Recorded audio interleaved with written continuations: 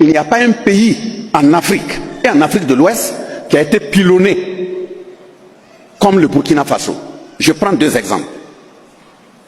Parce qu'en 1893, après le partage, la France a pris un décret pour dire en Afrique, il faudrait qu'il contrôle correctement ses colonies afin que des habitants de ces colonies n'aient pas développé des colonies anglaises et autres.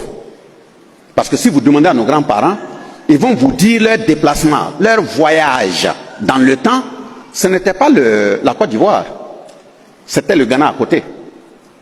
Et si vous demandez, ils vont vous faire sortir des vélos, voilà, d'une certaine longueur là pour indiquer que c'est là-bas qu'ils les ont achetés. Donc en 1893, la France prend un décret pour dire on ne va plus admettre qu'une colonie française aille développer une colonie anglaise. Et en même temps, on frappe dans nos populations, les déporter comme des bêtes pour aller développer les autres colonies françaises. Si vous demandez aux grands-parents qui ont vécu dans ces années, pour ceux qui ont toujours un peu de mémoire qui peuvent parler, ils vont vous dire que des gens ont quitté Tinkodogo ici, transportant soit du coton ou du riz, mais ont marché jusqu'au Sénégal.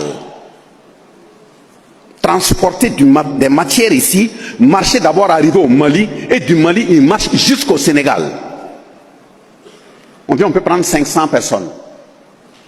Et dans leur marche pour atteindre même là où les bateaux doivent emporter ce qu'ils ont amené, sur les 500 personnes, s'il y en a beaucoup, c'est 50 et quelques.